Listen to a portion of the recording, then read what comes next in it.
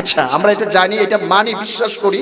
কোরআনের একটি হরফ যদি আপনি পড়েন, আলিফ লাম মিম, তিনটা অক্ষর, তাহলে 30টি নেকি দেওয়া হবে। কথা বলেন ঠিক কিনা? আচ্ছা, দেওয়া হবে। কিন্তু কোরআনকে আল্লাহ নাযিল করেছেন এই সওয়াবের কিতাবের জন্য। আপনাকে আমি চিন্তার খোরাক দিতে চাই। এই যে আপনি, আপনার চুল পেকে গেছে, দাড়ি পেকে গেছে, আপনি সকালবেলা কোরআন পড়েন, আমি জানি আপনারা অনেকে পড়েন না। আচ্ছা, আপনাদের হৃদয়ের সাথে কান লাগিয়ে শুনবেন, আকলের সাথে চিন্তা করবেন। আচ্ছা, এই কোরআনকে আল্লাহ পাঠাইছে আপনাকে সব হাসিল করার জন্য। কথা বলেন না কেন? কের জন্য পাঠাইছে বলেন তো? আচ্ছা, জীবন ব্যবস্থা কি না বুঝলে হয়? লক্ষ্য করে দেখুন, আপনার ছেলে যদি বিদেশ চলে যায়, আগেকার দিনে আমাদের এই দিক থেকে মধ্যপ্রাচ্যে চলে যেত, সৌদি আরব, দুবাই, কুয়েত, ইয়েমেন, এরকম অনেক দেশে যেত। ছেলে যখন চিঠি পাঠাতো 2 মাস পর, 3 মাস পর, তার বাবা ছিল অর্ধ শিক্ষিত, অশিক্ষিত, এই চিঠি পড়তে পারতো না। যে পড়তে পারতো তার কাছে চিঠিটা নিয়ে যেত। কথা বলেন ঠিক কিনা? নিয়ে যেত না? বলতো, আমার ছেলেটা কি লিখেছে একটু পড়ে তুমি শোনাও। কি করতো? একটু পড়ে শোনাও। আচ্ছা বলুন, ছেলের চিঠিটা আপনি 2 মাস কথা শুনেন না, এটা শোনার জন্য পাগল হয়ে গিয়েছেন। আমার আল্লাহ 1400 বছর আগে আপনার নামে একটা চিঠি পাঠালেন আমার রাসূলের মাধ্যমে, আপনি কোনোদিন এটা বোঝার চেষ্টা করলেন না?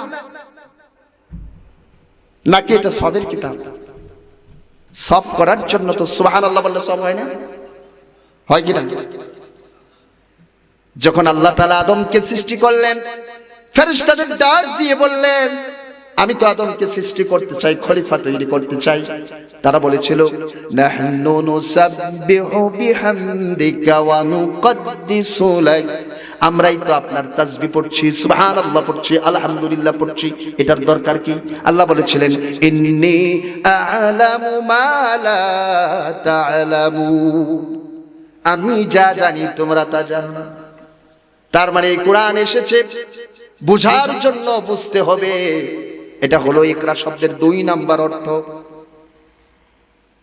3 নাম্বার কথা হলো, এই কোরআনটা বুঝার পরে বাস্তব জীবনে কাজে লাগাতে হবে, হুকুমগুলি নিচে নিচে মানতে হবে। সুদের ব্যাপারে বলা হয়েছে যে সুদ খেও না। সুদ খাওয়া হলো আল্লাহ এবং তার রাসূলের বিরুদ্ধে যুদ্ধ করার মতো, বলেছেন না কোরআনে? এরকম অসংখ্য আয়াতে যে হুকুমগুলি দেওয়া হয়েছে, এই হুকুম থেকে বেঁচে থাকার জন্য বলা হয়েছে। সূরার আয়াত বলা হয়েছে, আস-সারিকু ওয়াস-সারিকাতু ফাকতাউ আইদিয়াহুমা, চোর এবং চোরনির হাত কেটে দাও তাদের প্রতিদান স্বরূপ। এই কথা বললেন, এটা আপনি সকালবেলা পড়ছেন আর চুমু খাচ্ছেন। আপনি নিজেই চোর, আপনি নিজেই সুদ খান, অথচ সুদের আয়াত আপনি পড়তেছেন।